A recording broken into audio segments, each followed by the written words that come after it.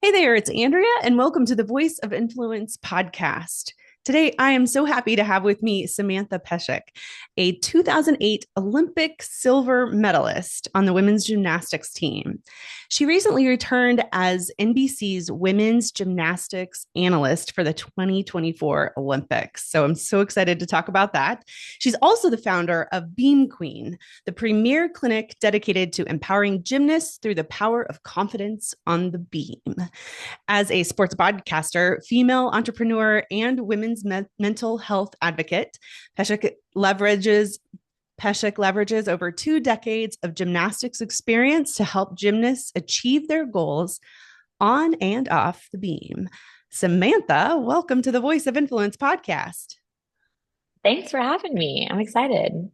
So, okay, first of all, can you give us a little context for why do you do podcast interviews? What are you here to talk about today?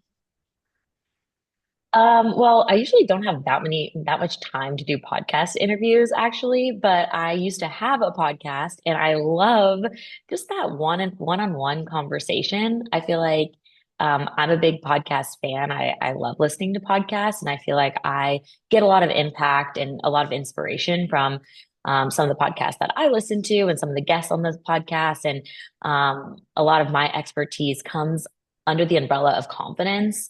And it's stuff that once you hear it, you most likely have heard or have felt before, but it's always a great reminder to how to incorporate into your daily life. And so if I can be just a little bit of a motivating factor, especially, at the end of the year before everyone's making those New Year's resolutions, I feel like now is the perfect time to inspire and be inspired. So hopefully Yeah, that's what I can do with your love it. audience. Love it. Okay.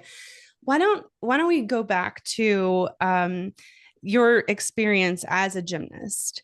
I'm curious, what was the motivating factor for you? I kind of know a little bit about your background, but the audience doesn't necessarily know who your mom was or why you were interested in gymnastics in the first place. Would you mind sharing? Yeah, I mean, both my parents were college athletes. And so I just grew up in a really competitive household. My mom was a collegiate gymnast. My dad was a collegiate wrestler and hockey player. And so I think when I was born, the story goes they argued about which sport to put me in. My dad wanted me to play hockey and my mom wanted me to do gymnastics. And I think the deciding factor was, okay, she'll do all of them, but the she could do gymnastics at a younger age than hockey. And so, unfortunately for my dad, I fell in love with the sport of gymnastics way before I could even try hockey. And so that's really what got me interested in the sport. I also played soccer and I danced when I was younger, but uh, you practice so much in gymnastics that you have to choose at a younger age than probably other sports. And so for me, it was a no-brainer to choose gymnastics. It felt like four sports in one, which was cool at the time. But as you progress through the sport, you're kicking yourself on why you chose a sport that you have to be good at four different sports in one. So I don't want to say regretted that, but was the irony of why I chose gymnastics at a younger age. And then I watched the 96 Olympics on TV. I was 5 years old. My mom was working the game, so I would always like to watch and see if I could spot her And when in you the say audience or working the on the game, floor. Yeah, so my mom worked for USA Gymnastics. She was director of communications for a really long time. Way after, I went to the Olympics, she became vice president for a few years, and so she's really She worked at USA Gymnastics for um, over 30 years before I was born. It was her first job out of college. So I really grew up around the sport and around all of my idols, which were the 96 Olympic team, and seeing them, look so happy and celebrate and wear cool sparkly Leos. I mean, being a 5 year old, that's what you see, right? And so from that day forward, I just remember telling anyone that would listen, like, I'm going to go to the Olympics one day. I would tell the grocery store people. I would tell my teachers in school. And so my parents always had this motto that you could do anything you set your mind to. And, now that I'm older, I really appreciate them setting that foundation that instead of them being like, it's going to be really hard, or you probably won't go to the Olympics. Most kids don't go to the Olympics, but instead of saying that, they really instilled this confidence of like, if that's what you want to do, we'll support you. And like, I was 5 and I was very bad at gymnastics at this time. So I think they probably did not believe I was going to go to the Olympics, but the messaging was the same, is that I could do anything I set my mind to. And I really believe now that that was the foundation to set me up for success, not just in gymnastics, but now as a business owner as well. Hmm. So my understanding of gymnastics training is it's super intense and that there's a lot required of you. And I mean, I'm sure that's the case with most sports that you're trying to reach a high level, but especially with gymnastics, I don't know. That's just always been my impression, especially when hearing more when things kind of came out about Larry Nassar and all the things that were going on with that. And that situation with abuse and I guess I wanted to share a little context, but we can go back to that later. But I guess I'm just wondering, for you as a child, did it feel intense? I mean, how were you? Did your personal intensity match up with the intensity of the sport and what it required of you, or how did you manage? That's such a good question. And I think I had a different experience than a lot of elite gymnasts. When I was younger, there was, probably less than 10 gyms that produced Olympians whose coaches had produced Olympians. And I did not go to one of those gyms. I went to a gym that was 10 minutes from my house because of convenience. And I started doing the talent opportunity program, which basically means you do conditioning. And we had this hotshot group that we pushed each other and we were competitive. And I'm still best friends with all of them today. And so our coaches like instilled this love of competition and love of the sport. And it was so fun. Like I went to the gym because we had super Saturdays and we got to dress in theme. And like I was begging my mom to do more privates and more. And my mom was like, no, like she made rules. Like I was not allowed to go to the gym more than X amount of time during the week. And as I got better, I didn't know the stigma about elite gymnastics. I just loved what I did. And when I was 12, I competed at this meet that I just thought it was my last competition of the year. Turns out I was trying to make the national team. No one told me. And so I accidentally made the national team. I was the youngest member that year at 12. And I didn't know what that meant. All I knew is that I got this cool jacket and I was like, oh, this is awesome. Like I wanted to go to the Olympics when I was younger and it feels like I'm still on that path and I get to see my friends and I get to travel for what I love. And so up until that point, it was just all fun and games to me, I would say. And then once I became part of the national team, then I started going to the national team training center. And that's really where a flip switched and it became significantly more intense. My coach started learning from other coaches on practice styles and numbers and the conditioning. And I was learning from the other girls, some good habits, some bad habits of like what elite gymnasts should act like and how they should be. And so I think from that age is when it started getting really intense. And but also that's when my dream of going to the Olympics became a little clearer. I was, one of the 20 something people in the entire country that made this national team. Like I was in the race and I was only 12 years old. And so as I got better, the dream intensified and I definitely followed suit with that. I begged my parents to let me homeschool so I could train 2 a days and they wouldn't let me. And so it's things like that that I think my parents never wanted me to be that good at gymnastics. I think they wanted me to be college scholarship good, but to be the top 1% of anything, sports, music, you have to have a little of that crazy. And I think I was just born with that, honestly. Wow. Okay. So you don't have to follow the path that everybody else takes or that that is assumed as the right path necessarily to get to where you want to go, even as a child athlete in gymnastics. I think that our year was maybe the first year that there was, me and Sean Johnson, our coaches had never, and Bridget Sloan, our coaches had never produced Olympians or high level athletes before. And maybe I'm forgetting a couple, but mostly our team went to real school. And so that was also unique. And now I feel like the national team coordinator and the culture is shifting, and there's a lot of new coaches, and there's really, you can come back from college and try to compete. So now there's a lot of different pathways and avenues, but back then there really wasn't. Wow. Okay. So when you look back on your time competing, and in particular at that high level Olympics and around that time, what are some of the memories that stick with you that really tap into why you care so much about confidence, that maybe even our stories that you talk about when it comes to confidence?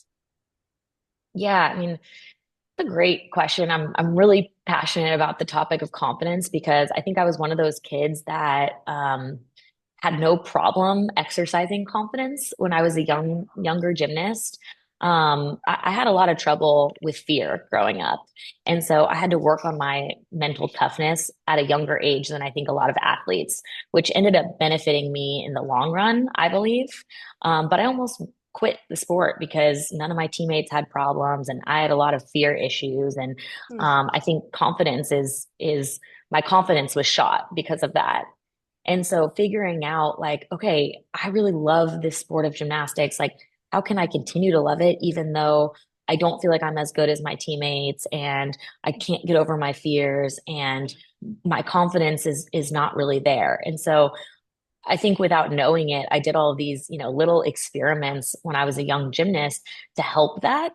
And it worked out, which is why I want to pass that along to all the future gymnasts there are. And the messaging, I think, is pretty simple for any age, is I really view confidence like a muscle. So if you've never done a pull-up before, your first time doing one pull-up is going to be so hard. And then you're going to be sore the next day, but maybe the following week you do two pull-ups, right? And then a month from now you do five pull-ups. And it just becomes easier and easier because you get stronger.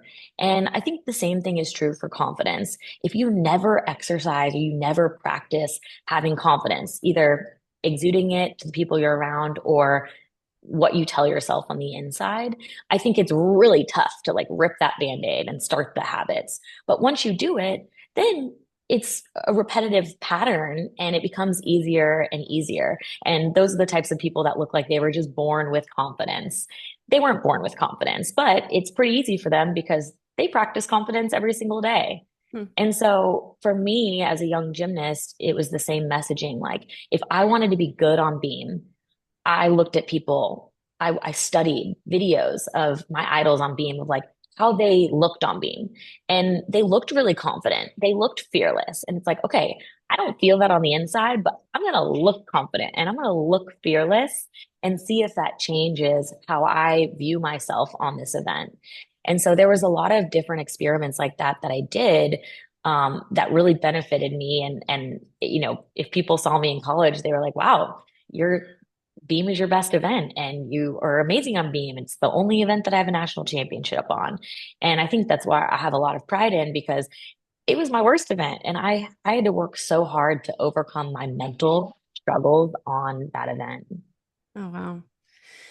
You mentioned that you you wanted to look like your idols, the confidence that they were exuding. You wanted to put that on even though you weren't feeling it. And I really I love this idea. And yet I know that there are people that are like, but you need to be authentic.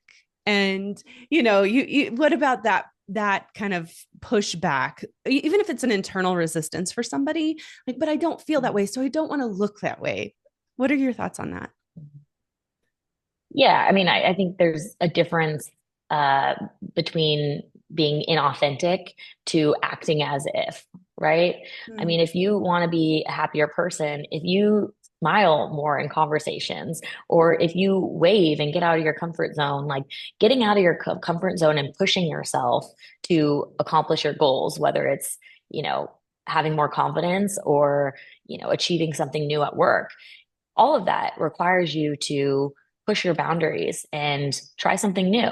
And so if you do something for the first time, it might feel inauthentic because you just have never done it before. But who knows? Maybe you like it and maybe it's coming natural to you or it becomes easier. And so it's not being someone that you're not, but it's being it's um highlighting a version of yourself that you're hoping to become more like. So for me, I think about competing on beam, and a lot of people compete on beam with a really serious face. And I actually prefer to compete beam with a more serious face. But when I got to college, my college coach really wanted me to smile, and I was just not having it. And so I started smiling and I started getting a higher score. And, I laugh because when you smile at someone, their natural response is to smile back at you, right? That's just natural. And so there's just all of these, it's almost psychology in a way, competing in gymnastics that you learn. Um, and you can use in daily life. And again, it's not being inauthentic. Mm. It's just acting as if. Mm. Mm.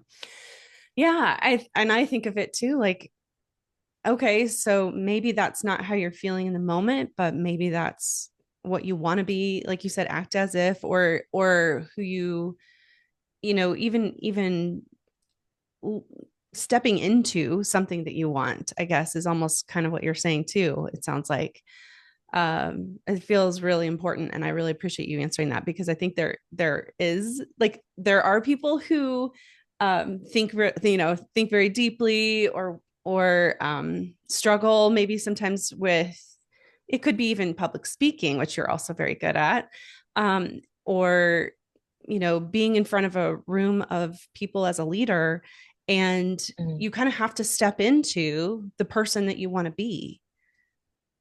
Yeah, I think take a bad day, right? We've all had bad days. And the easier option is to ruin the whole day and be in your head the whole day of like, ugh, my coffee spilled. That's so annoying. Bad omen for the day. Then you get stuck in traffic. You hit every red light. Oh, of course, today. Of course, I hit every red light today. Then you go to work and you talk to someone and they didn't like how you did this project. Can you fix all these things? Oh, I'm terrible at work. So now I'm a bad driver. I can't do anything right and I'm bad at my job. And it's this like negative spiral, right? That's probably like the easier option.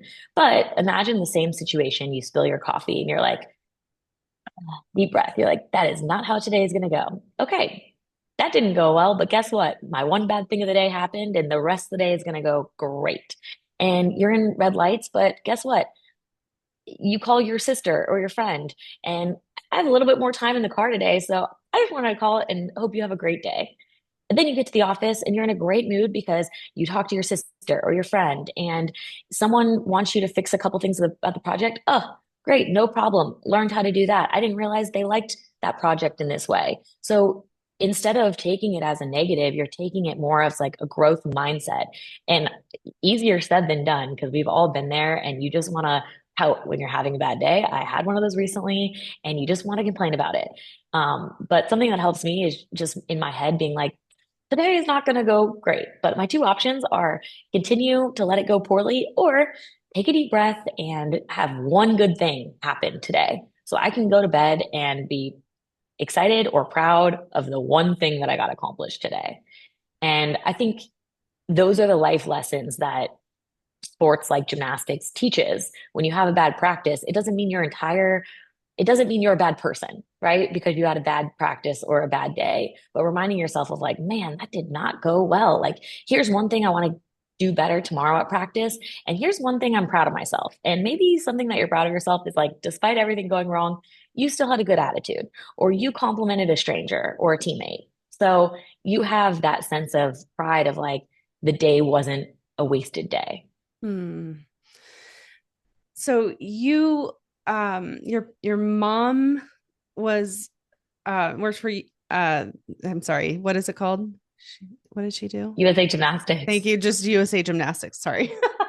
I'll chap that out. Okay. Yeah. So, your mom worked for USA Gymnastics, and um, you as a young person who was out there doing interviews and things like that, you were pretty good on camera. Can you talk to us a little bit about how you got to this point where you feel comfortable being on camera, and now you're even and doing all the sports broadcasting and speaking to Yeah. huge audiences? Yeah. First of all, my parents always said I was kind of like an adult stuck in a little kid's body. So even when I was younger, I would hang out with my parents' friends. Like I had no problem talking to them, asking them about their week. Like I've always just been comfortable around different types of people and different ages. So I think that is a little bit more natural. But I remember, I think I was 8 or 9 when the local paper called and wanted to do an interview with me. And my mom, because it was her job at USA Gymnastics to interview gymnasts, she basically gave me a little form of media training. And so I was really nervous to do this interview. And I remember her being in the car, asking me questions that they probably would ask me, and, me like nervous on how to answer. And she gave me really great advice that I still remember of just, make sure that you're just authentic and that you just tell them what you want to hear. And if they ask you a question that you're not comfortable with, just pivot into telling them something that you do want to share with them. You never have to answer something that makes you uncomfortable or that you don't want to say. And so I think her empowering me with the media at a young age and feeling like I had the tools to handle any situation um, made me approach all of those interviews without fear. And it was like excitement of like similar to gymnastics where you practice so hard and you get to perform your routines. The judges don't know every choreography detail of your routines. You can kind of ad lib, right? But it's you get to show off your hard work. So for me, at a young age, doing interviews was like getting to tell people all the cool things that I was working on. And so it always felt like something exciting to me and not something scary to me. And I think that made a big difference, as opposed to maybe how some other people view media. Mm.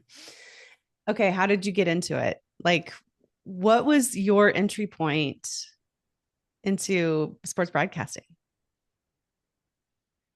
Went to college and I was the type of kid that, I wake up one day and I wanted to be an ophthalmologist. And then I wanted to be like a CSI, like crime investigator. And then the next day I wanted to own hotel chains, but you need a lot of money for that. And so I kind of dabbled just with like, I was always a very big dreamer. And I think going to the Olympics proved that I could do anything I set my mind to. And so I was just like, in the clouds, I think in probably a good way. And then, I really thought about like, what's my skill set and what do I really enjoy? Mm. And my skill set was, I think, talking to people and, telling a story.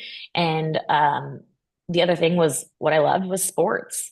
And so it kind of felt natural to just, talk to people and interview them and give them a platform because I felt so comfortable. I wanted to give other athletes a platform to also feel comfortable to share their story. And so that's really where the idea came from. And I started my own show at UCLA called Brew and Banter. And, looking back, it was just terrible, terrible. And everyone watches, Sunday Night Football, all the best commentators in the world, and they make it look easy. But that's their job. It is actually not easy at all. There's quite a craft to it. And I certainly did not know that right at the beginning. But I hired a broadcast coach and we would go through my meets and he would stop me and why did you use that word? That's an empty word. That's a filler word.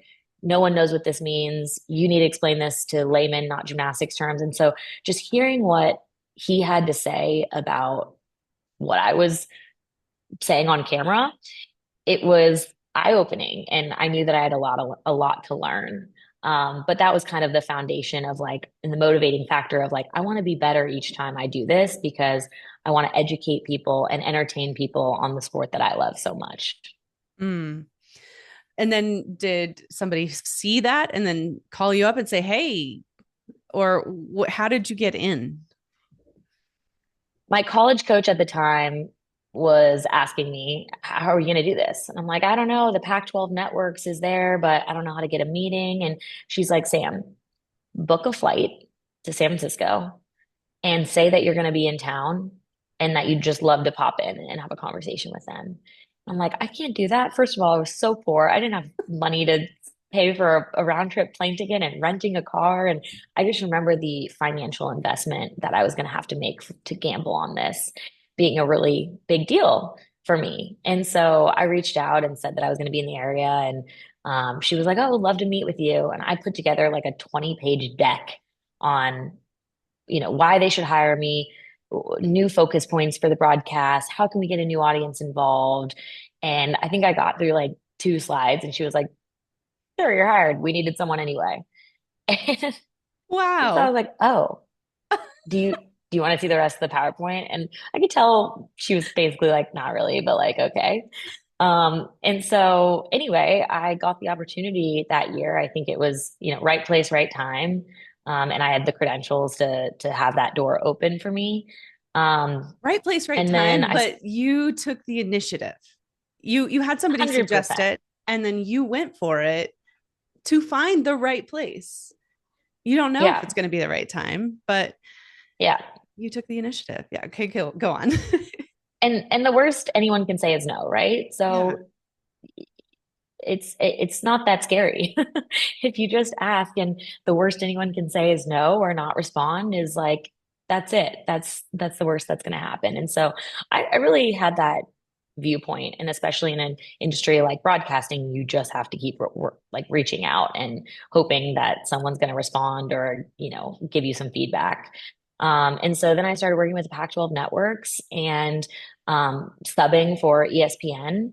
And then during COVID, I started working, full time for ESPN, and I did sideline. And then ESPN or NBC called me, and so I basically had like an audition. I don't think they told me it was an audition, but I knew it was an audition to see how it went, and that's really how. It works is like you do one good job and then someone else calls you. And so it's kind of like a struggling actor's life of like you never really know if you're hired again until they call you or they don't call you. So that can sometimes be a little nerve-wracking, but it's worked out well for me. And the 2024 Olympics, were this the first Olympics that you were broadcasting?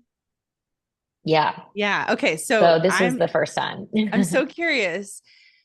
What was the difference for you between like how you were approaching it or what it felt like being an athlete at the Olympics for the first time versus being a commentator and broadcaster for the first time? What was that experience like in both of those instances?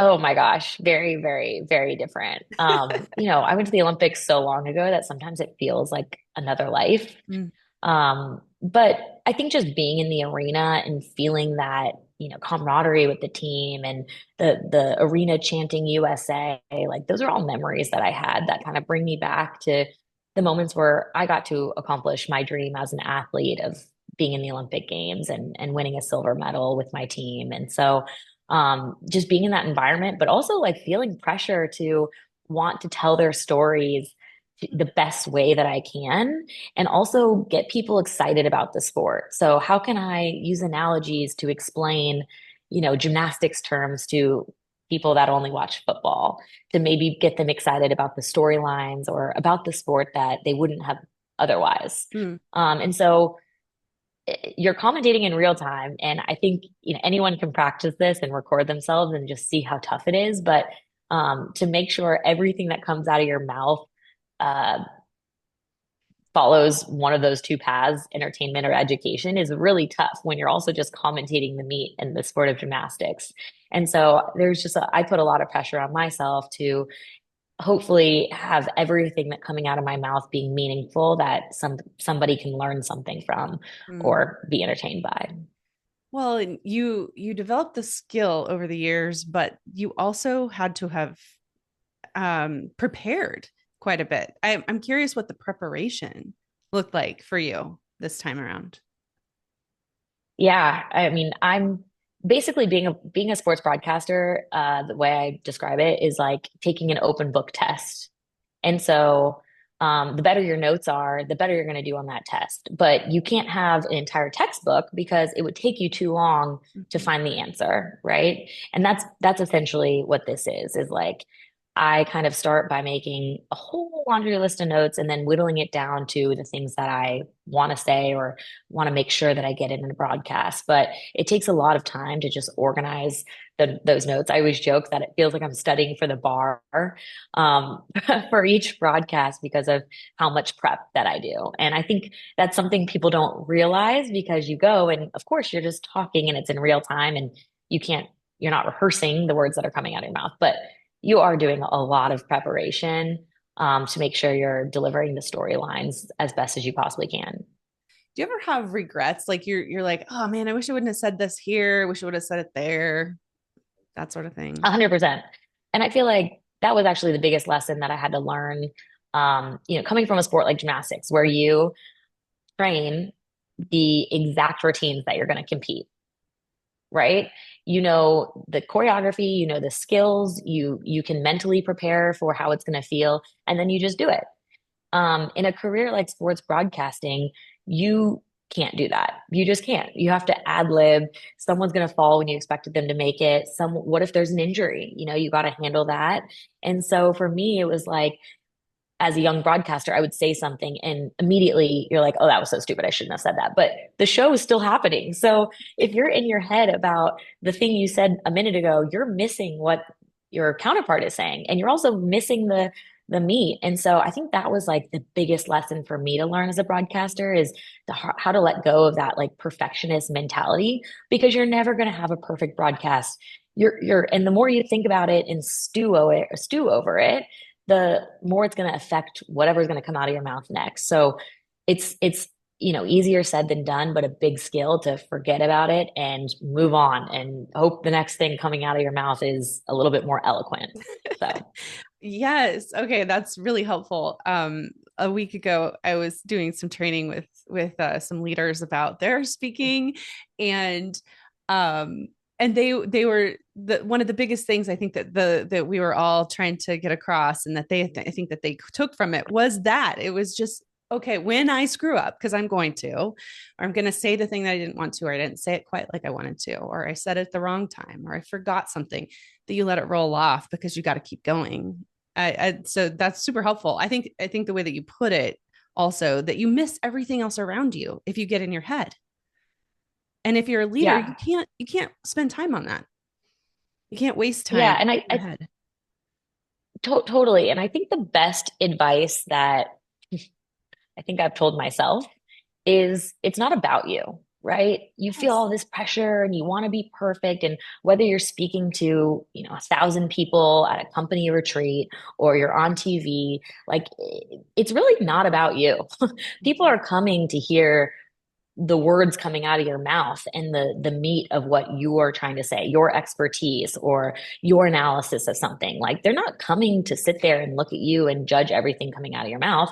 I mean, do you do that when you watch TV of like analyzing every word that someone says? Like that would be insane because then you're missing what you're watching on TV or what you came to pay for the speaker for. And so I think just before you go on air, before I go on air, I always remind myself when I'm nervous, like it's not about me. It's not about me. It's about what I'm saying. And that helps me move on because it's not this like personal dig of like, I'm not perfect every single time I speak or I stumbled over this word. It's like, get over yourself. So I think kind of being harsh with yourself of like, if you're worried so much about what people think about you, then you're making it about you. And that's not what I was hired to do. I was hired to be um, this avenue to help people learn and teach. Love it. Okay, so what are some of the harder stories that you've had to talk about or cover when in this realm of gymnastics and being on TV and like what I'm curious if has there been some hard stuff? I think for me, like injuries at really crucial moments. those cut deep.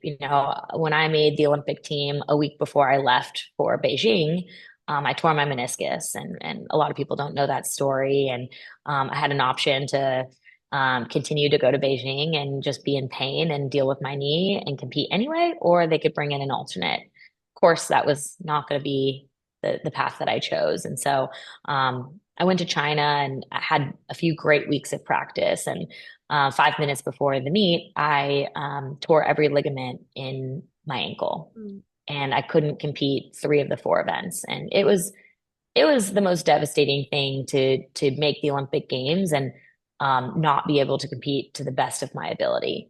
And so this year we were at Olympic trials, and I think the first like 5 to 10 minutes of the broadcast, we had like three or four um, season-ending injuries, like back to back to back. And just seeing like, I get kind of emotional thinking about like seeing their raw emotion of like their dreams coming to an end, like in a way that I can feel so deeply. Like that is really hard for me to cover because I put myself in their shoes and I know exactly what it feels like to kind of have your like dream and your hope and ripped from you when you didn't do anything wrong and it was just your body. And so as an analyst, I have to put myself in the gymnast shoes. And most of the time it's easy and great because I love doing that. But when you have to do it and there's an injury at a critical moment, it's really hard for me to collect myself and kind of convey that emotion but still being professional at the same time. Mm.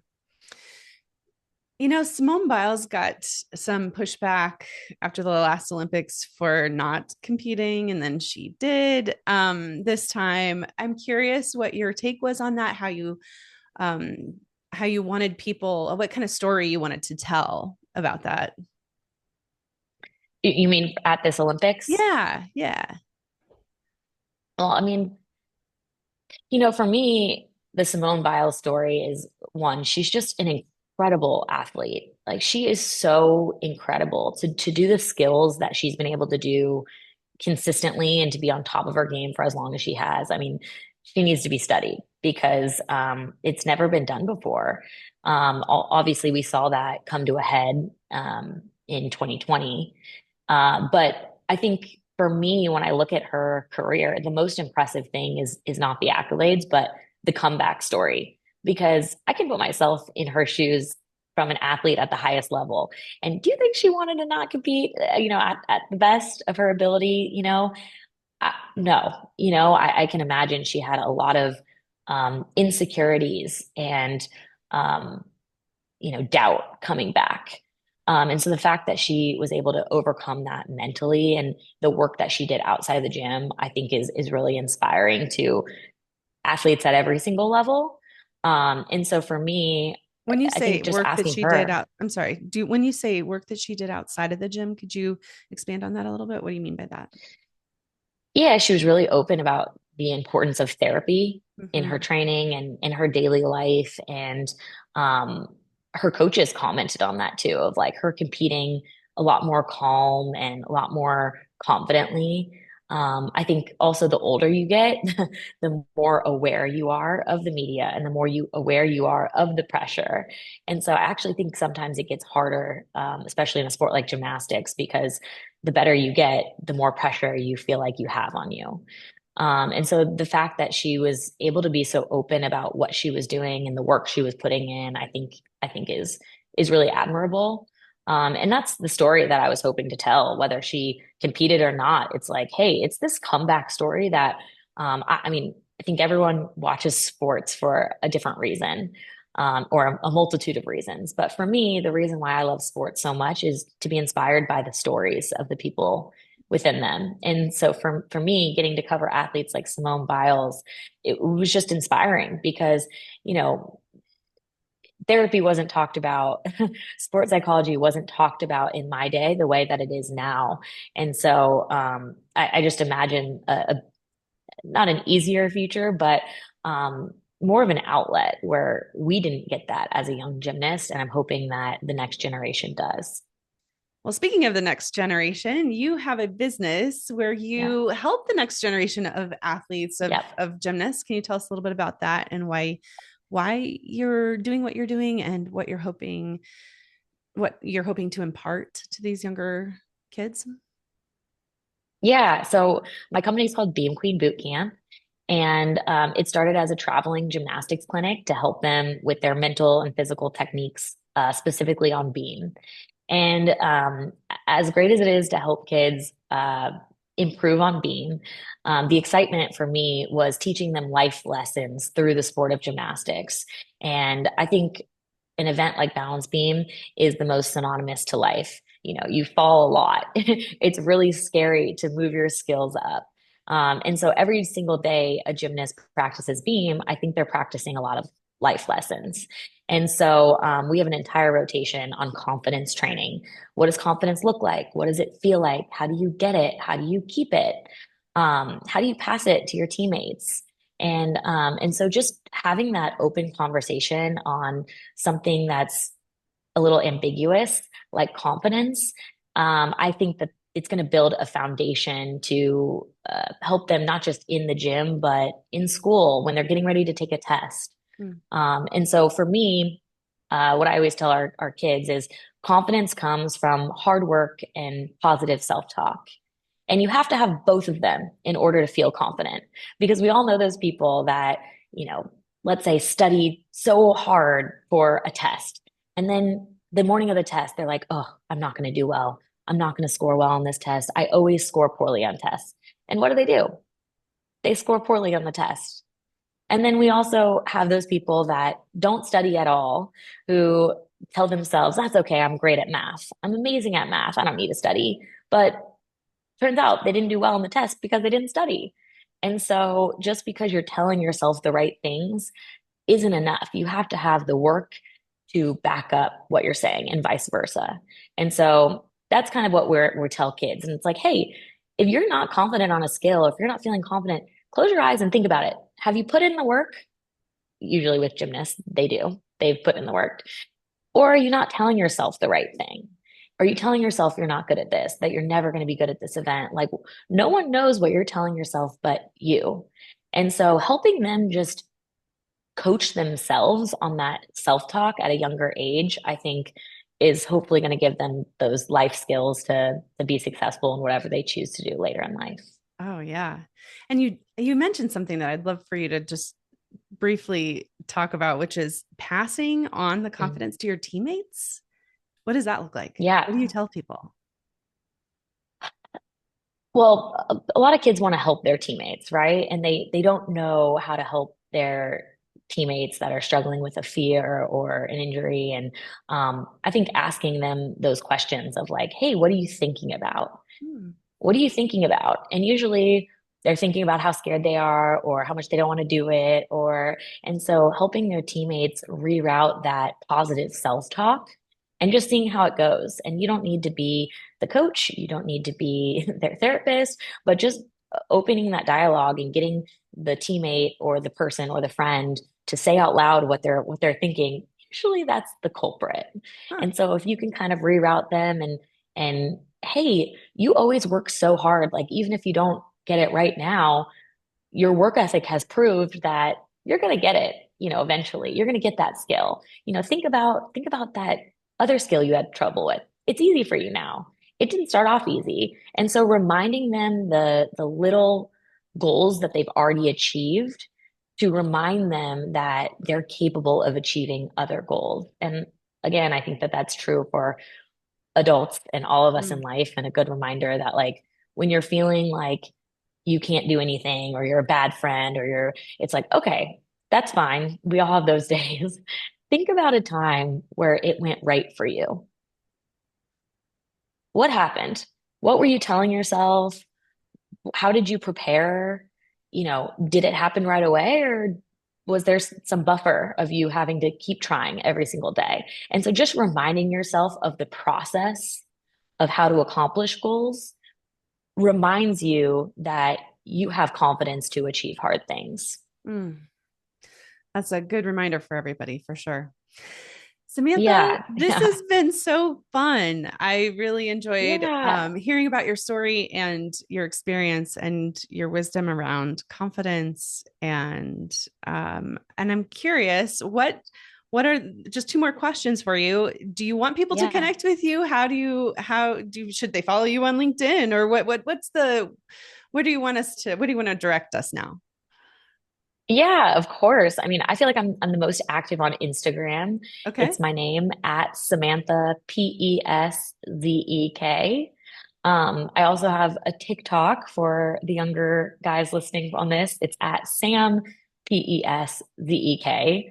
I also do a LinkedIn post on inspiration. And then if you have a gymnast or you know anybody that's looking for more support in gymnastics, all of our Beam Queen handles are at Beam Queen Bootcamp. So we have an active YouTube channel that you can get inspiration from. You don't just have to be a gymnast. And we're very active on social media as well. So you can connect there. That's great. All right. So, one last question is, what last piece of advice do you want to give to somebody who would like to have a voice of influence? That's a great question.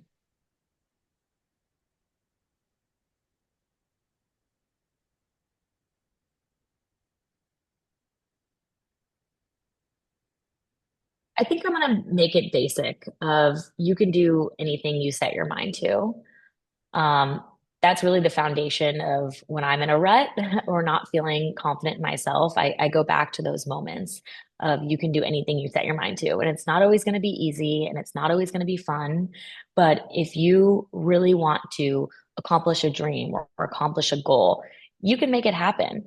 And you just have to, write out your goals and be accountable and all of the things that we were taught when we were younger that we know how to do is just bring it back to the basics. I think sometimes in life and in our career, our goals can seem really complex and overwhelming. And instead of thinking about the end result of the goal, how are you going to break it down to accomplish something small each day?